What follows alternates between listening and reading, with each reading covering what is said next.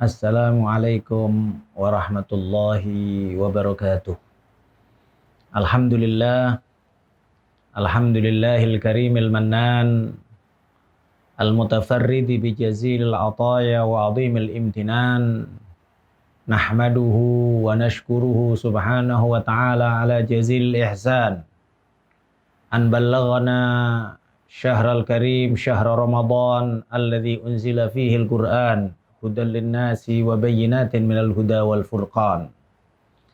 Asyhadu an la ilaha illallah wahdahu la syarika lah. Wa asyhadu anna sayyidana wa nabiyyana Muhammadan abduhu wa rasuluh wa nabiyyuhu wa safiyuhu wa khaliluh. Syahadatan nafuzu biha fi hadhihi dunya ila yaumi wad'il mizan. Allahumma salli wa sallim wa barik wa karrim ala sayyidina wa maulana Muhammad ainil a'yan wa zainiz ziyan wa ala alihi wa ashabihi anawinil wala'i wal iman wa tabi'ina lahum wa tabi'ihim bi ihsan wa alaina ma'ahum wa fihim bi rahmatika ya karimu ya rahimu ya rahman. Amma ba'du, ma'asyiral hadirin wal hadirat yang dimuliakan oleh Allah Subhanahu wa taala. Berjumpa kembali kita di dalam halaqah yang kita beri tema min ajli Rasulillah sallallahu alaihi wa alihi wa sahbihi wasallam. Pada halaqah yang kemarin kita membahas bagaimana Sayyidina Adam alaihi salatu wassalam merasa tenang dengan adanya Ibunda Hawa, dan mahar pernikahan dari kedua beliau yang mulia adalah dengan bacaan salawat dan salam kepada baginda Nabi Muhammad sallallahu alaihi wa alihi wa sahbihi wasallam. Dan hal tersebut disebut oleh banyak ulama di dalam kitab-kitabnya, di antaranya Al-Imam Al-Qastallani di dalam kitab Al-Mawahibul Ladunniyah, dan juga disyarahi oleh Al-Imam Az-Zarqani. Bahkan Al-Imam Ibn Qayyim Al-Jauzi menyebut di dalam kitab Silwatul Ahzan, dan beliau memastikan bahwa jumlah salawatnya dalam riwayat tersebut 20 kali. Dan juga kita telah jelaskan bagaimana saat Nabi Adam alaihi salatu wassalam terjadi kepada beliau apa yang terjadi dengan memakan buah yang dilarang oleh Allah Subhanahu wa taala. Dan saat di muka bumi setelah diturunkan oleh Allah Subhanahu wa taala dari surga penerimaan taubat datuk kita semua Nabi Adam alaihi salatu wassalam adalah bertawassul dengan baginda Nabi Muhammad sallallahu alaihi wasallam. Hal tersebut disebut oleh banyak ulama di dalam kitab-kitabnya, di antaranya bahkan Al-Imamul Bukhari radhiyallahu anhu arda di dalam kitab Al-Adabul Mufrad. Demikian juga disebut oleh Imam Hakim dan banyak riwayat-riwayat yang lain.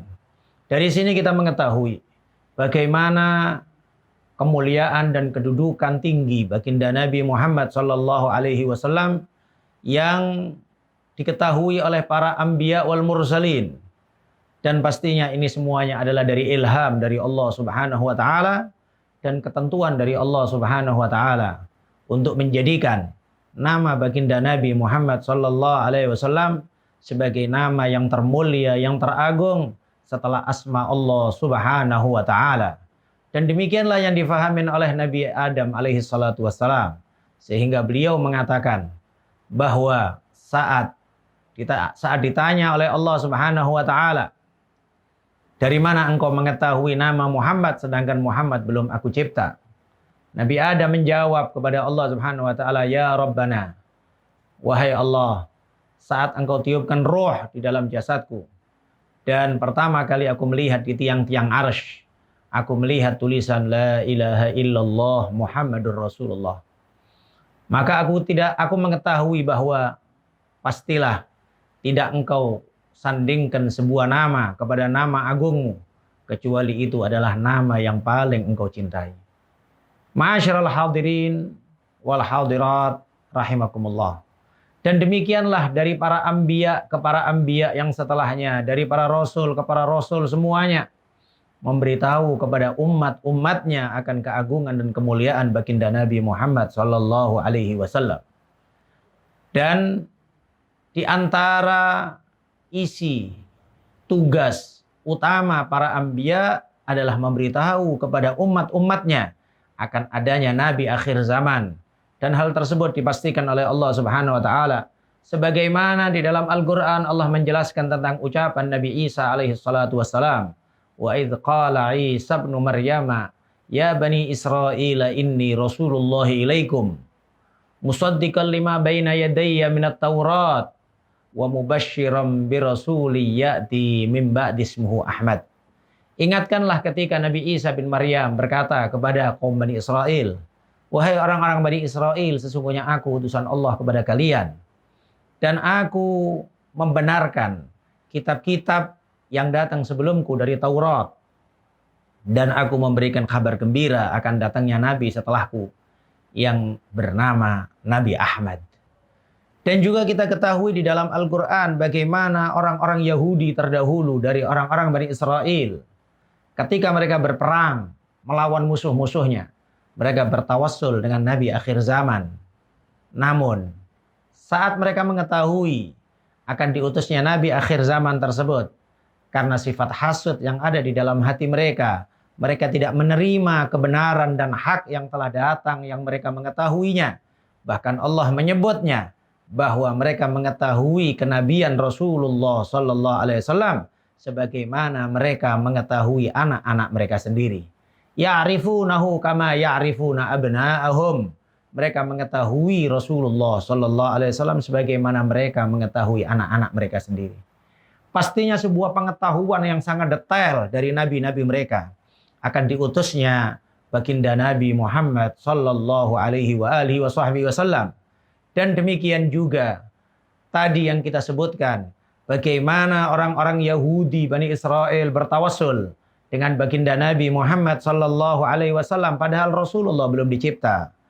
Rasulullah sallallahu alaihi wasallam belum terlahirkan ke muka bumi yang fana ini. Namun keagungan Rasulullah, kemuliaan Rasulullah sallallahu alaihi wasallam yang diajarkan oleh para nabi-nabinya kepada mereka dan itu dibenarkan oleh Allah Subhanahu wa taala dalam semua syariat-syariat nabi.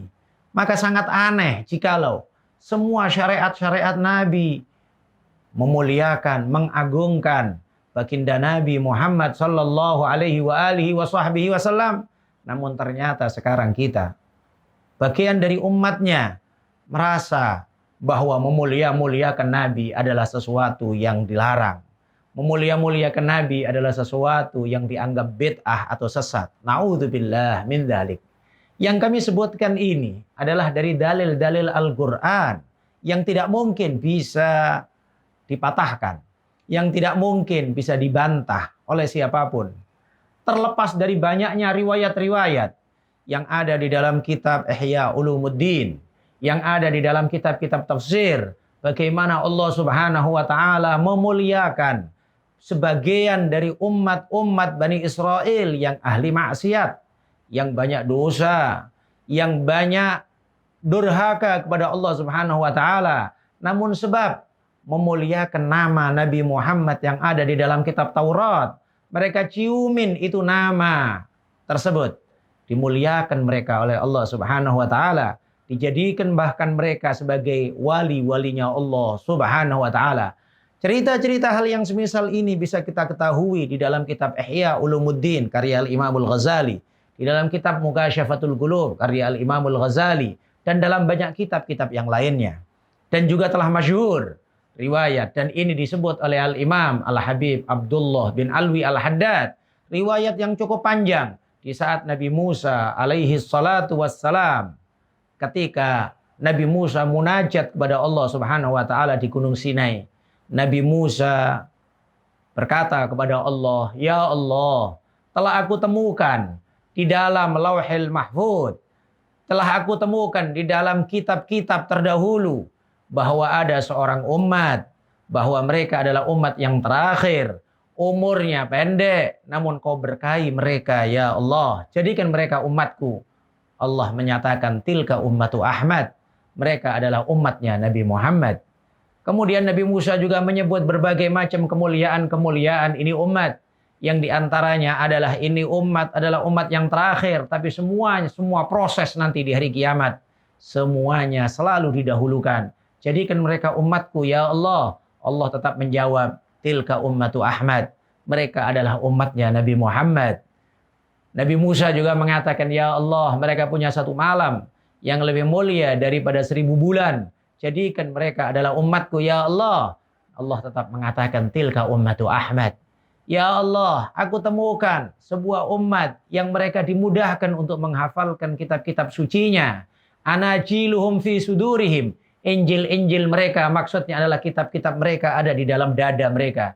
Jadikan mereka umatku. Allah Subhanahu wa taala juga mengatakan tilka ummatu Ahmad.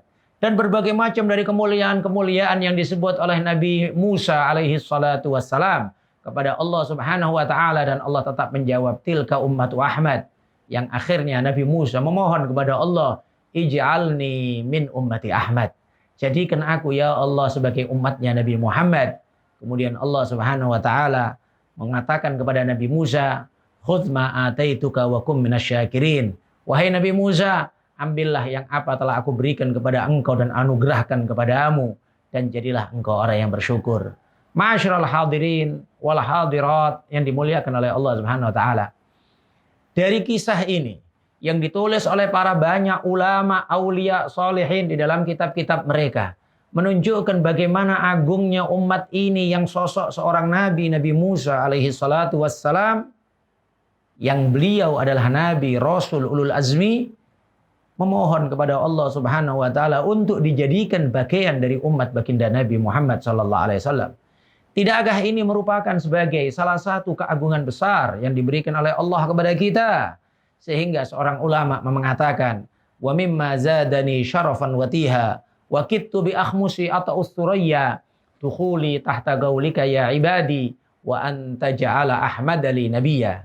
Dan di antara keagungan kemuliaan besar yang menjadikan aku bertambah mulia di atas kemuliaanku, dan seakan-akan aku terbang sampai ke bintang Suraya, yaitu dua hal.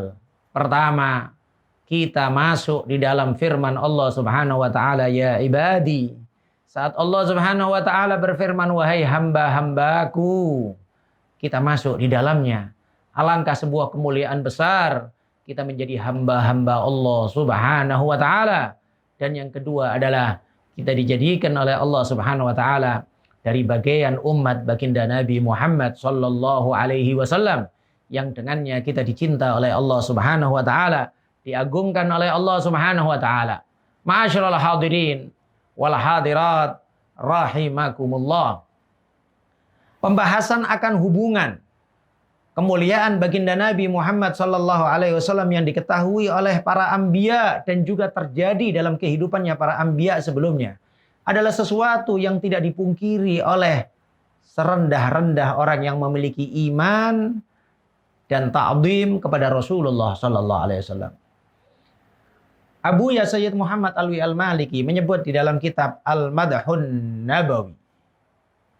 Beliau menyebutkan riwayat, dan ini juga disebut oleh banyak kitab-kitab sejarah, bahwa Sayyidina Abbas, pamanda Rasulullah sallallahu alaihi wasallam, yang pastinya seorang paman, memiliki kedudukan tak jauh dari kemuliaan dan kedudukan orang tua beliau.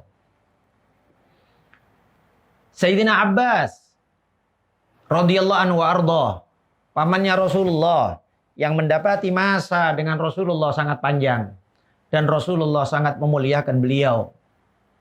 Dalam perang Tabuk, saat pulang dari perang Tabuk, beliau meminta izin kepada Rasulullah untuk memuji beliau. Beliau mengatakan, ya Rasulullah, idzan li an amtadihak. Mohon izin ya Rasulullah, aku memuji kepadamu. Rasulullah mengatakan, qul ya amma la yafdudillahu fak. Katakan wahai pamandaku, Allah tidak akan merusak mulutmu dan gigimu. Sehingga disebutkan setelah doa Rasulullah tersebut, gigi Sayyidina Abbas tidak ada yang tanggal sampai akhir hayatnya beliau. Bahkan penelitian di akhir zaman, ada beberapa keturunan-keturunan Sayyidina Abbas yang ada di Yordania. Mereka dipastikan oleh pakar ahli kedokteran bahwa gigi mereka adalah gigi yang terbaik seluruh dunia. Berkat dari keturunan Sayyidina Abbas yang didoakan oleh baginda Nabi Muhammad SAW. Sayyidina Abbas memuji Rasulullah. Dan zahirnya dalam perang Tabuk yang dihadiri oleh 30.000 sahabat. Para sahabat mendengarkan ini qasidah. Dan Rasulullah SAW juga mendengarkan dengan telinga mulia beliau sendiri. Dibenarkan oleh Rasulullah. Tidak disalahkan oleh Rasulullah. Tidak diingkarin oleh Rasulullah. Tidaklah kemudian Nabi mengatakan, jangan terlalu berlebihan wahai pamandaku Abbas. Namun Rasulullah malah mendoakan baginda Abbas radhiyallahu anhu wa ardhah. Qasidah Sayyidina Abbas sangatlah panjang dan diantaranya min qabliha tibta fid dilal wa fi mustawda'in haitsu yukhsaful waraqu thumma habatta ilal biladi la basharun anta wala mudghatun wala alaku bal nutfatun tarkabus safin wa qad aljama nasran wa ahlahul gharaku warat tanarul khalili muqtatiman fi sulbihi anta fi sulbihi kaifa yakhtariku. Dan cukup panjang qasidah-qasidah tersebut yang akhirnya wa anta lamma wulidta asyraqatil ardu wa dha'at binurikal ufuku fa nahnu fi dzalikad dhiya wa fi dzalikan nur sublar rasyadi nakhtariku. Yang arti dari qasidah tersebut, Sayyidina Abbas menunjukkan pengagungan kepada Rasulullah sallallahu alaihi wasallam sebelum penciptaan Rasulullah dan sampai beliau dilahirkan.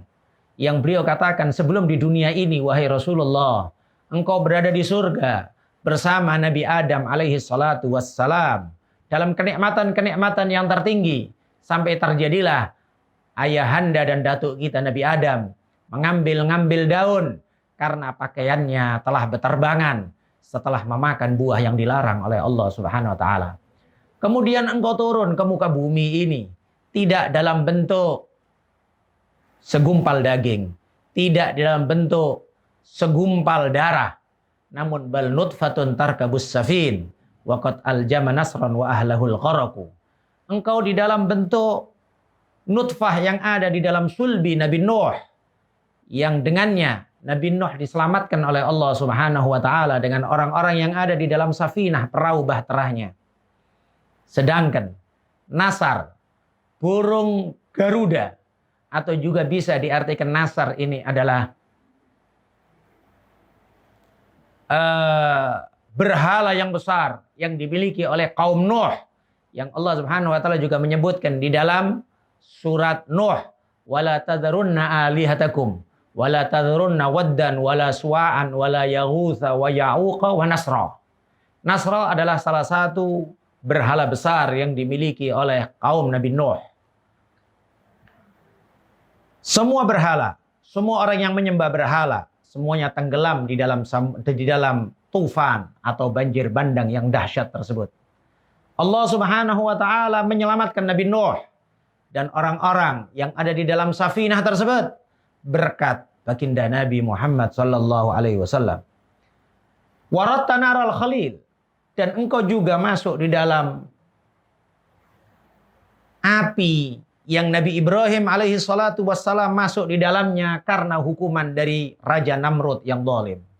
Namun wa anta fi sulbihi kaifa yahtariku. Engkau berada di dalam sulbi Nabi Nuh. Engkau berada di dalam sulbi Nabi Ibrahim. Bagaimanalah Nabi Ibrahim kemudian bisa terbakar, sedangkan di dalam sulbinya ada dirimu wahai baginda Nabi Muhammad sallallahu alaihi wasallam. Tunaqqalu min salibin ila rahimin idza madha alamun bada tabaqu. Dan juga sepanjang zaman, setiap masa baginda Nabi Muhammad sallallahu alaihi wasallam berada di dalam sulbi orang yang mulia, sulbi orang yang istimewa yang diagungkan dan dimuliakan oleh Allah Subhanahu wa taala. Dan hal yang ini juga disebut oleh Allah Subhanahu wa taala di dalam Al-Qur'an. Dalil yang kita sampaikan adalah dalil Al-Qur'an. Bukan hanya sekedar dalil dari sebuah qasidah atau ucapan seorang ulama. Allah Subhanahu wa taala berfirman, "Alladzi yaraka hina taqum wa taqallubaka fis sajidin. Allah yang mengetahui saat engkau berdiri ibadah di malam hari, wahai Nabi Muhammad, dan engkau berbolak-baliknya engkau dari sulbi-sulbi orang yang sujud menuju sulbi-sulbi orang yang sujud. Dan baginda Nabi SAW di dalam hadis juga menyebutkan, walam yazal yanquluni minal aslabit tahirah ilal arhamiz zakiyatil fakhirah. Dan aku selalu dipindah oleh Allah Subhanahu wa taala dari sulbi-sulbi yang mulia menuju rahim-rahim yang suci sampai kepada kedua orang tuaku. Kedua orang tua baginda Nabi Muhammad sallallahu alaihi wasallam adalah sosok yang sangat mulia yang dipilih oleh Allah Subhanahu wa taala menjadi ayah dan bunda baginda Nabi Muhammad sallallahu alaihi wasallam. Dan Rasulullah sallallahu alaihi wasallam sendiri di dalam hadisnya pernah menyebutkan, ana da'watu Abi Ibrahim, ana bisyaratu akhi Isa, ana nur allati ra'atni ummi hina wada'atni adha'at bihi kusuru busra. Yang artinya, aku adalah doa dari datukku Nabi Ibrahim. Aku adalah kabar gembira dari saudaraku Nabi Isa. Dan aku adalah cahaya yang ditampakkan oleh Allah Subhanahu wa taala kepada ibundaku saat melahirkan aku. Dengan cahaya tersebut, kekaisaran Busra di Syam nampak oleh ibundaku di kota Mekah. Dan sangat banyak dalil-dalil yang menunjukkan keagungan baginda Nabi Muhammad sallallahu alaihi wasallam. Maka insya Allah di setiap halaqah ini kita akan membahas bagaimana Allah Subhanahu wa taala tidak menciptakan semua alam semesta kecuali karena Rasulullah sallallahu alaihi wasallam. Tidak menciptakan kita semuanya kecuali untuk keagungan baginda Nabi Muhammad sallallahu alaihi wasallam. Bahkan dunia akhirat, dunia semuanya awalnya penciptaan dari cahaya baginda Nabi Muhammad sallallahu alaihi wasallam, dan nanti di hari kiamat pun juga demikian. Rahmat Allah Subhanahu wa taala yang sangat besar sebagai bentuk nanti Allah merahmatin semua hamba-hambanya yang beriman, yang disebutkan bahwa Allah Subhanahu wa taala memiliki 100 rahmat. Satu rahmat diturunkan ke muka bumi, yang dengan satu rahmat ini semua makhluk saling sayang menyayangi, saling kasih mengasihi, dan tinggal 99 rahmat. Demikian besar rahmat Allah Subhanahu wa taala di hari kiamat. Namun tidak akan nampak itu rahmat kecuali setelah diawali dengan sujudnya baginda Nabi Muhammad sallallahu alaihi wasallam dan dibukanya pintu syafaat oleh beliau baginda Nabi Muhammad sallallahu alaihi wasallam. Dan inilah di antara arti ayat Allah Subhanahu wa taala, "Wa ma arsalnaka illa rahmatan lil alamin." Dan tidaklah kami utus engkau wahai Nabi Muhammad kecuali rahmat untuk semua alam semesta. Semua alam semesta, baik alam manusia, alam jin, alam malaikat, alam hewan, alam manapun, dunia, barzakh, akhirat, baginda Nabi Muhammad sallallahu alaihi wasallam adalah rahmat tertinggi Allah Subhanahu wa taala. Mudah-mudahan kita mendapat bagian yang sempurna dari rahmat baginda Nabi Muhammad sallallahu alaihi wasallam.